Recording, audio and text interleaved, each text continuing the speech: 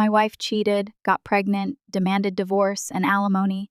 I exposed her to her church, ruining her reputation and getting her expelled. Hello, everyone! Before we start today's video, I need your help. We've noticed that the channel is losing traction, and subscribing is one of the best ways you can help us. It's simple, free, and allows us to keep bringing you great content. Your support means everything to us. Let's keep this channel growing together. Thank you very much. Now, let's begin the video. So, since some of you have requested the complete tale, I guess I should start at the beginning. This is going to be long, but whatever.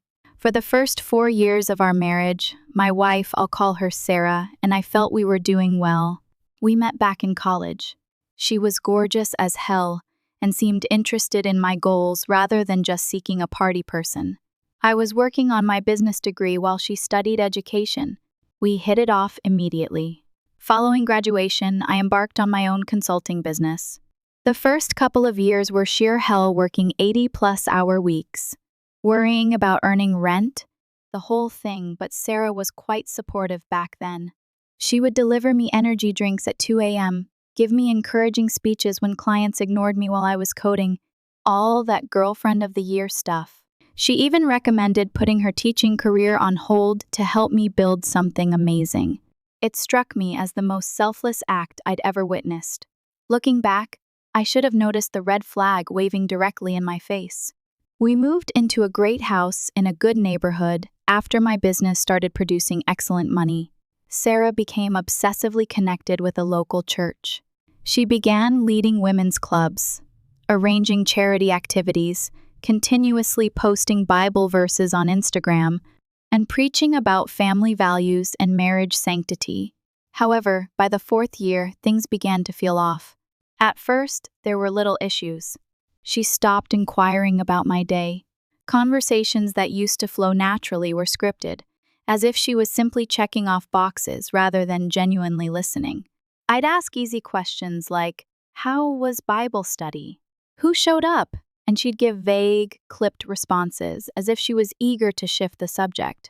What really surprised me was her sudden interest in our finances. Previously, she was pleased with having access to the credit cards and never inquired about the business. She suddenly wanted to know specific numbers. How much did we make last quarter? What's the business valued at now? Do we have assets I don't know about? At first, I assumed she was simply showing an interest, perhaps wanting to get further involved. Then, I observed her taking pictures of the financial statements I had left out.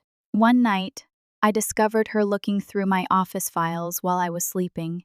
"Just organizing," she said, although I noticed her reviewing documents on her phone. Things were gradually escalating, and I could feel the tension between us increasing by the day. Then her routine changed. Her routine became strange random late nights, weekend getaways that didn't add together. She'd leave the house wearing one clothing and return in another, dismissing it with a casual, "Oh, I spilled something." I noted one night how we hadn't spent much time together lately and how she seemed different. She rolled her eyes. "You're imagining things," she stated firmly without looking at me. Then she suddenly became quite protective of her phone. She bought new, sexier clothes, but I never saw her wear them. She'd come back with claims that didn't fit, such as referencing restaurants in cities she'd never been to or having receipts for only one hotel room when she claimed to have gone with 4 ladies. I did not want to believe it. I assumed I was just worried as a result of my excessive workload. Then one night, she arrived home late. Her hair was a little disheveled, her makeup was smudgier than usual, and there was a faint, strange aroma on her, something harsh, like perfume I didn't have. "Any cologne?" I asked casually at first. "Long night?" She hardly glanced at me as she kicked off her heels. "Yeah, Bible study ran late. Then we grabbed dinner. You know how it is. Except I didn't. Bible study used to stop at 8 p.m., but suddenly she was walking in after midnight as if it were usual. "Smells like someone spilled cologne on you," I commented, watching her reaction. That's when her posture shifted, not guilty, but protective. She scoffed and crossed her arms. "You're seriously paying attention now?" Maybe if you weren't always at the office, you'd actually know what's going on in my life. That was not an answer. It was a deflection, and it worked just as she intended, shifting the blame onto me. I could have pushed, but I did not, because I already knew how this would turn out. If I accused her, she'd cry, alter the story, and blame me for being paranoid and inattentive. I wasn't going to let her distort the narrative, so I got smart about it. I began monitoring credit card statements. I checked her location history after she left her iPad unlocked. Pro tip: women never sign out of their accounts. And sure enough, every Tuesday and Thursday afternoon, she spent exactly 2 to 3 hours at a different address in town and apartment complex. On Thursday, I decided to leave work early. I parked across from the complex and waited. Sure enough, at 2 p.m., Sarah drew back sharply. 10 minutes later, he parked next to her tall dude, gym bro type, one of those tribal tattoos on his arm, so cliché. I snapped photos of them walking in together, all touchy-feely. Sitting in my car, seething, I saw my wife, the lady around whom I had constructed my entire world, walk into another man's apartment with the same flirtatious enthusiasm she used to have with me. My mind was screaming at me to storm up there and tear down the door, but I forced myself to stay put. Rage is loud, but what about revenge? Revenge is quiet. When she returned 2 hours later, I shot additional photos. I watched them kiss, as if they had all the time in the world, and right then, something in me turned off. No more doubts. I had lost the woman I loved. The guy's name was James. I discovered this through her text conversations when she left her phone to shower one night. He worked at her church, possibly as a youth pastor. The irony was too thick, but I did not confront her immediately. Instead, I obtained more proof, including screenshots of texts, further images of their meetings, and hotel receipts from her purse. I even recorded a phone call in which she told James that she was about to leave me and that they would finally be together. The most painful thing, however, was not just the dishonesty. It was discovering how long she'd been plotting my ruin. I reviewed her texts with James, and what I saw made me literally nauseous. This wasn't a random event she had been planning for months. I'm waiting for the right moment. He's too busy with work to notice anything. Once I file, I'll push for alimony. He won't see it coming. She wasn't simply going to leave me, she was using me to fund her new life. She and her boyfriend chuckled about how she'd make a nice landing while leaving me high and dry. That's when I realized she wasn't simply walking away. I was making certain she left with nothing. I met with my business accountant after hours and kept it casual. Thinking about restructuring a few things, I reported. Over the next several weeks, I made certain financial decisions, including prepaying my office lease for a year, paying down business debts faster, and shifting my salary so that more money stayed in the firm rather than displaying as personal income. I invested in new equipment, which I knew I'd need soon but didn't technically need right now. On paper, it appeared like my business was controlling cash flow, nothing suspicious, just routine operations that strangely made me appear a lot less liquid. At the same time, I created a second personal account with another bank and began moving tiny amounts, nothing crazy, just enough to make a cushion that she wouldn't have access to. Everything was legal and properly documented. I wasn't hiding money. I was simply making sure she didn't get more than she deserved. And then, unexpectedly, she did me a favor. On a random Tuesday, she decided to blow it all up herself. When I got home from work, she was sitting on our couch with this bizarre, pleased expression on her face. "David," she said in a phony, kind tone, "we need to talk." I knew what was about to happen, but pretended not to know. "What's up?" "I'm pregnant." We hadn't been dating in months, so unless she was carrying baby Jesus 2.0, this wasn't mine. Before I could respond, she twisted the knife. "But it's not yours. I've been seeing someone else. I want a divorce." She stated it as if she were ordering takeout there is no guilt, without hesitation. 5 years of marriage thrown away like an expired coupon. I could feel the wrath rising beneath my skin, and my hands flexed at my sides. Every instinct told me to throw the entire folder of evidence in her face, drag her through the mud right then and there. But then it struck me. It was perfect. She had no idea I already knew. No idea I had been observing, documenting, and waiting. She believed she was in control. She believed she was the one who ended things. I gave a lazy smirk. I noticed the spark of confusion in her eyes. She was waiting for me to explode, beg, and ask who. But I sat there, quiet as always. She doubled down. And just so you know, you'll still be paying me alimony. I gave up my career for you, so you owe me. I locked eyes with her. Sarah, I commented, did you really think I wouldn't know about James? Her face lost its color. I chuckled. Tuesdays and Thursdays, right? 2 to 3 hours, same apartment complex, same parking spot. You didn't even try to mix it up. You really thought I was that stupid? She stiffened, her jaw tightened. I don't know what you're talking about. Oh, come on. I leaned back and stretched my arms across the back of the couch as if I had all the time in the world. Bible study runs late, huh? That must be one hell of a lesson plan if it requires lingerie in a hotel room. You and James, real winner you picked there, youth pastor, huh? Wonder how his congregation would feel about knocking up a married woman while preaching family values. She was now completely panicked. She sat up taller, her gaze darting around as if she were looking for an exit. How long were you going to play with me, Sarah? I inquired, tilting my head. You and your little boy toy were waiting for the right moment, right? Planning to milk me dry before you ran off together? What was it you said? He won't see it coming. Her mouth opened and closed like a fish panting for oxygen. I did not let her recover. I stood up. Let me make something very clear. You are not walking away from this as the winner. You are not taking a damn thing from me that I don't let you have. She attempted to recover, disguising her dread with false assurance. It's the law, David. You can fight it all you want, but you'll lose. I gave her the smuggest smile I'd ever given someone in my life. If you say so, I answered simply. She felt she was hitting me with the ultimate power move, but honestly, she saved me the work. All I had to do was smile and make her believe she was in control. Meanwhile, I had already moved 5 steps ahead. The next 2 weeks were bizarre.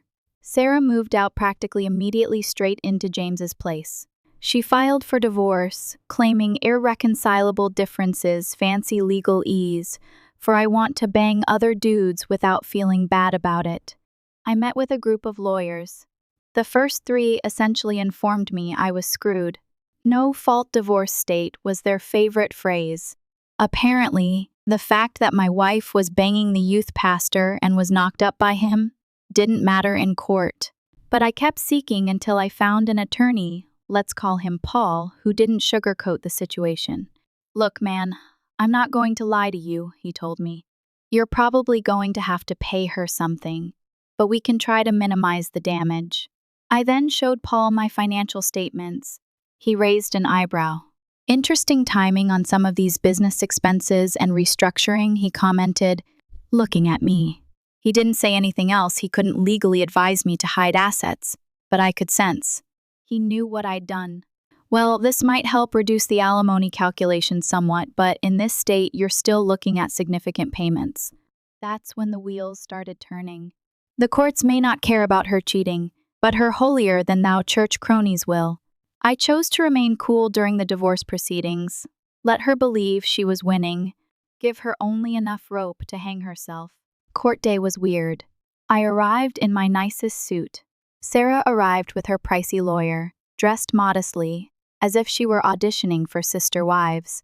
It was almost funny how false the act was. Before we even started, the judge appeared to be extremely bored. Sarah's lawyer spoke first, spewing rubbish about how she gave up her bright profession to support me, how she managed our home while I established my business, and how she deserved compensation for her contributions to the marriage. Then it was our turn. My lawyer provided the evidence: her adultery, the pregnancy, and the fact that she was already living with James. Her attorney stood up. "Your Honor, let us not forget that we are in a no-fault state," he stated, so smugly, as if those 3 words erased everything she had accomplished. While my client deeply regrets that her marriage did not work out, the law is clear. Marital misconduct is not a factor in determining spousal support. What is relevant is the financial disparity between these 2 parties. Hearing how carelessly they discarded all she had done made me want to tear the entire courtroom apart. She cheated. She lied. She became pregnant with another man's child. And I was still supposed to pay her for leaving me. My lawyer pushed back, setting out all of the information again, highlighting how she wasn't simply leaving a marriage, but also establishing a financial safety net while living with someone else. But the judge only sighed, waiting for us to finish. When it was time for the ruling, he cleared his throat and lowered the hammer. While the court acknowledges Mr. Walker's concerns regarding his wife's infidelity, the law in this state is clear. Spousal misconduct is not a factor in determining alimony. Sarah sneered at me from across the room. The judge proceeded. Given Mrs. Walker's financial dependence during the marriage and her current unemployment status, the court finds that she is entitled to spousal support. Mr. Walker will pay $4,500 monthly for a period of 4 years, or until Mrs. Walker remarries. $4,500 every month for 4 years to the woman who cheated on me while carrying another man's child. I felt as if I were taking wild medicines, but fortunately, my financial decisions had paid off, sort of. Rather than being left with a $6,000 monthly payment, the judge reduced it to $4. $500 not ideal, but better than nothing. What's the best part? Sarah and her lawyer had no idea about the money I still had tucked away, or that my business would miraculously recover once this was all over. Sarah couldn't help but appear smug as we walked out of court. "Told you," she said quietly as we passed. "Should have just agreed to my terms from the beginning." Then she had the audacity to phone James right in front of me. "Baby, it's done. We won." She giggled like a teen. "He has to pay. I told you the judge wouldn't care about the other stuff." I said nothing, just watched her walk away, believing she had pulled off the ultimate deception. But the game was only getting started. I paid the first alimony check on time. I did not complain, did not raise a fuss, even sent a courteous email. "Payment sent. Please confirm the receipt." Sarah appeared surprised. She undoubtedly expected me to be bitter, fight, and give her more ammunition. Instead, I played the ideal ex-husband, polite, timely with payments, aloof, but not aggressive. She had no idea what was coming. Sarah was more than simply a Harvest Community Church member. She was also their poster child. She led the women's ministry. She organized marriage retreats. She stood on stage throughout services discussing God's plan for holy matrimony. Her father was a deacon. Her mother ran Sunday school. The entire family portrayed a wonderful Christian image. And I knew they'd throw her under the bus the moment they discovered who she truly was. I had collected everything: DNA testing results, time-stamped images of her and James, private screenshots of their explicit texts, hotel receipts.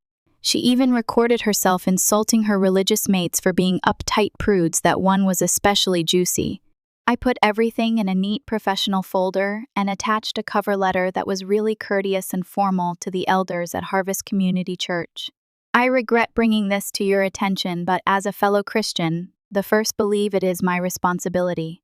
My ex-wife, Sarah Walker, who oversees multiple ministries in your church, has been engaging in behavior that defies your church's principles.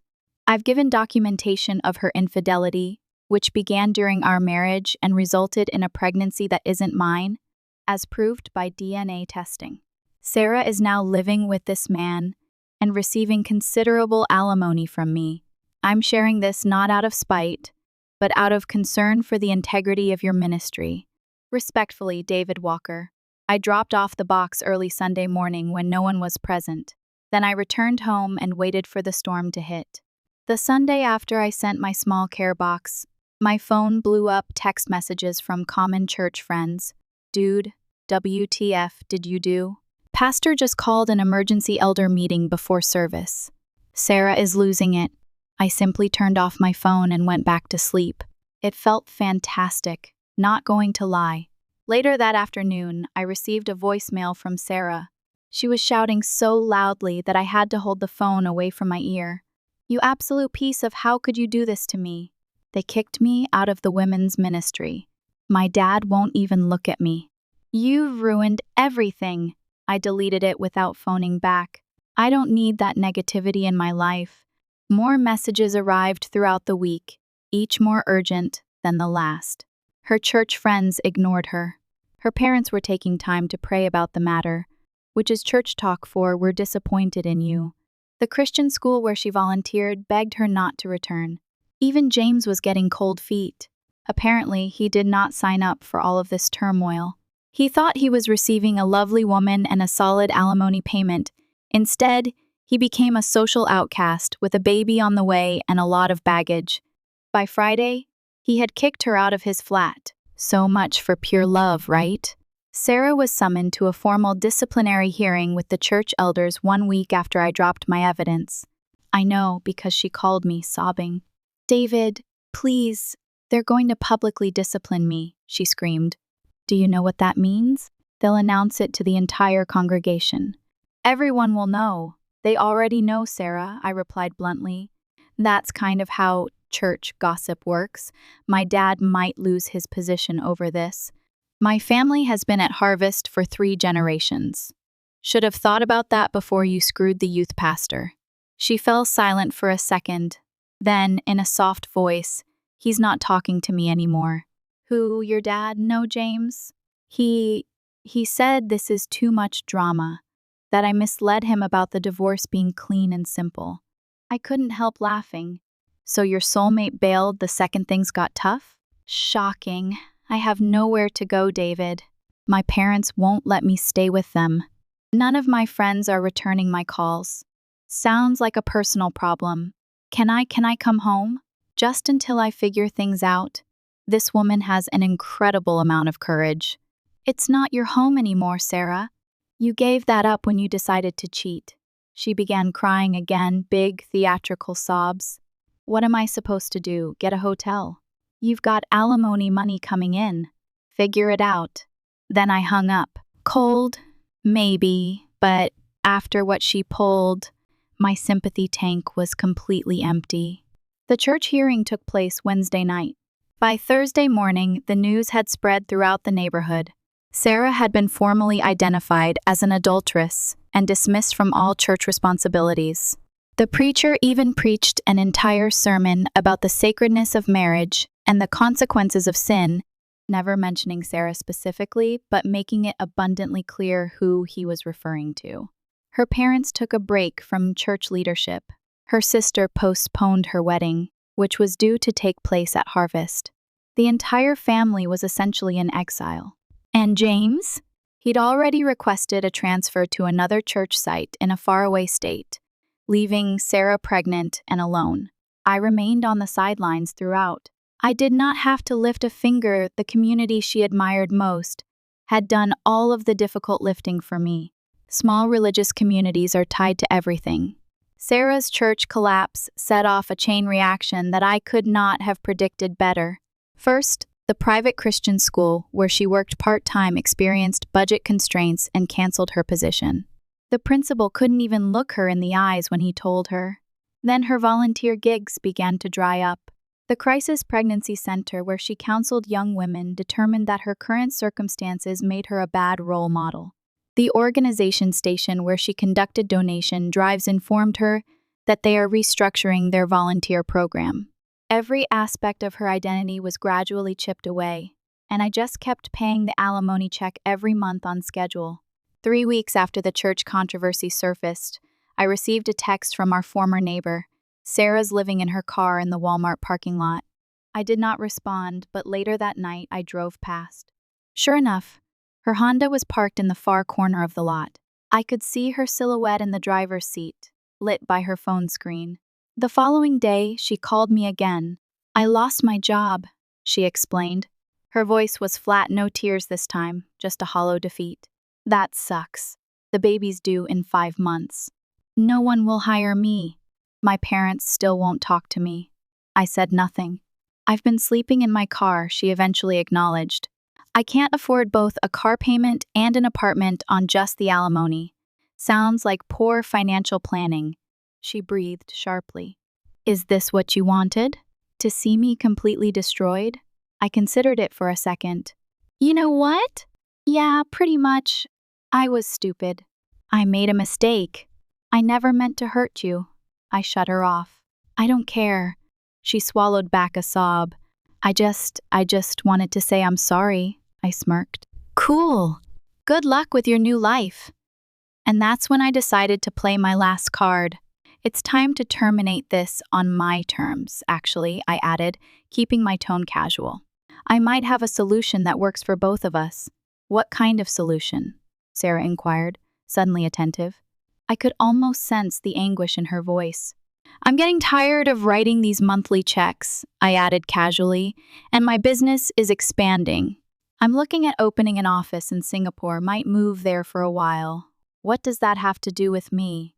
Well, international alimony enforcement is complicated. I waited to let it sink in. And I've been talking to a new lawyer who thinks we might have grounds to revisit the settlement based on some creative interpretations of the law. Of course, that was complete crap, but Sarah didn't realize it, and she was in no position to dispute me. What are you saying? She inquired. Her voice sounded panicked. I'm saying I'd like to buy you out one lump sum payment instead of monthly alimony for the next 4 years. She remained silent as she considered the situation. How much? She finally inquired. $90,000 cash, tax-free. You sign a document releasing me from all future obligations, and the money's yours today. Sarah had no idea I could afford that lump sum simply. The actions I made earlier had saved a large portion of my money, and my business was already recovering. She and her lawyer never discovered half of what I had. To her, $90,000 felt like a lifeline, but in reality, it was less than half of what I'd give her over the entire alimony period, a huge reduction. However, for someone living in their car, pregnant and broke, that probably sounded like winning the lottery. I don't know, she said. My lawyer said, Your lawyer isn't sleeping in a Walmart parking lot, I told her. And this offer expires in 24 hours. After that, I start the process to challenge the alimony ruling, and you get nothing while we battle it out in court for the next year or two. More silence. I could almost hear the wheels moving in her mind. Can I think about it? Sure. You've got until this time tomorrow. Then I'm moving forward with the challenge. I hung up without waiting for an answer. She called again 2 hours later. I'll take it, she replied gently. Smart choice. I'll have the paperwork ready in the morning. Meet me at my lawyer's office at 9 a.m., David. Her voice sounded tiny. Thank you. I nearly laughed. Don't thank me, Sarah. This isn't mercy, it's business. The following morning, she arrived at the lawyer's office looking like pure hell. She had dark circles under her eyes. Her hair was unkempt, and she was dressed in the same clothes I had seen through the car window. My lawyer had the documentation ready, a full release of all future alimony obligations in exchange for a one-time payment. I had already prepared the cashier's check. Sarah had barely read the contracts before signing. When my lawyer slid the check across the table, her hands trembled as she took it. So that's it? She inquired. We're done? I nodded. Completely done. I don't ever want to hear from you again. She appeared to want to say something more, but instead, she simply nodded and walked out. As the door shut behind her, my lawyer shook his head. You know, most guys in your position wouldn't have offered her anything. I informed him. It was worth 90 grand to be free of her forever. And I intended it. The monthly payments didn't damage me financially, but they were a continual reminder of how she had duped me. I was now entirely cut loose. I'm free to move on without her shadow hanging over me. Besides, I knew Sarah. She'd spend that money in 6 months. Tops. Then she would have nothing, no alimony. No job prospects, no backup plan. Meanwhile, I would be establishing my empire, living my best life, and never looking back. Around 6 months later, I ran into her at a gas station. It wasn't planned, just one of those random occurrences. She appeared harsh, still pregnant. Or possibly pregnant again, I didn't ask her care. She was driving a beat-up old Civic, not the lovely automobile she had during our marriage. When she spotted me filling up my new BMW, she froze like a deer in headlights. I nodded to her, simply to be polite. She walked over with hesitation. There was an awkward pause, and she said, "How are you?" I shrugged. "Business is good. Life is good." She nodded and looked down at her feet. That's good." More uneasy silence. "The money's gone," she finally said. "I had to pay off debt, and the rest went to rent and food." I simply gazed at her. "Not my problem." "I know. I don't know why I'm telling you this." I finished pumping gasoline. "Well, good luck with everything." I began to get back into my car, but she spoke again. "I'm sorry, David. For everything." "I really am." I gazed at her for a long time. Was it satisfying to watch her like this? Honestly, not as much as I expected. I didn't feel bad for her, though. Too little, too late, Sarah.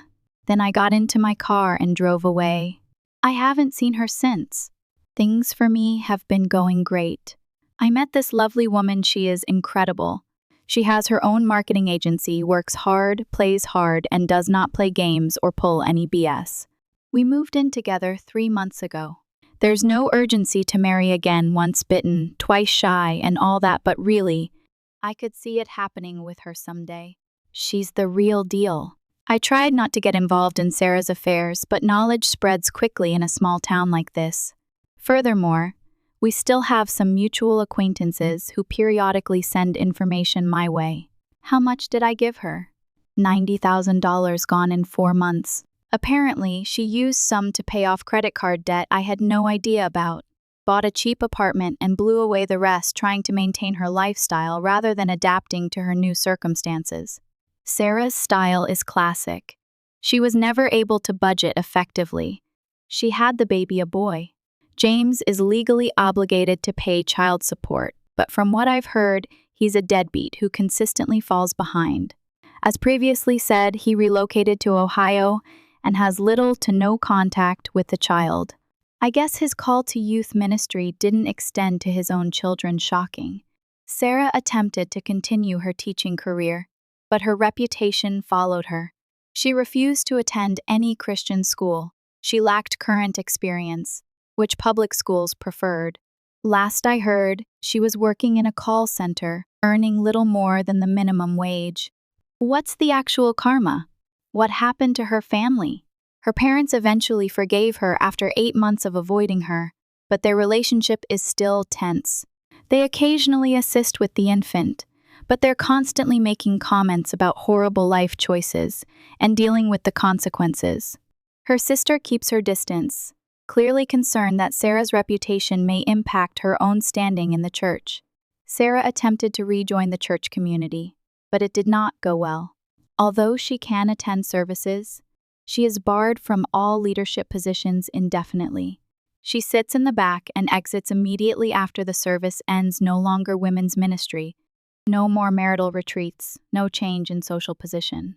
The ultimate irony, a common friend informed me that she has been telling people she made a mistake and should have worked on her marriage. Too late. As for me, I'm doing better than ever. Business is thriving. The relationship is stable. I'm finally doing things I never had time for. I received my pilot's license. I took up mountain riding. I've even begun learning guitar. Lesson learned. Sometimes the worst things that happen to you result in the best version of your life. You simply have to be willing to burn the bridges that must be burned and never look back. So, I suppose that's it. I probably won't post an update on this whole situation because, honestly, I'm not thinking about Sarah much these days. I have better things to focus on. Oh, and one last thought for anyone going through something similar. Record everything, capture screenshots. Save tabs. Gather evidence. It may not be useful in court, no-fault divorce laws, and all but knowledge is power. And you never know when you might need that power. Goodbye, Reddit. Thank you for watching. If you haven't subscribed yet, please do so and hit the notification bell to stay updated with more shocking, real-life stories happening around you.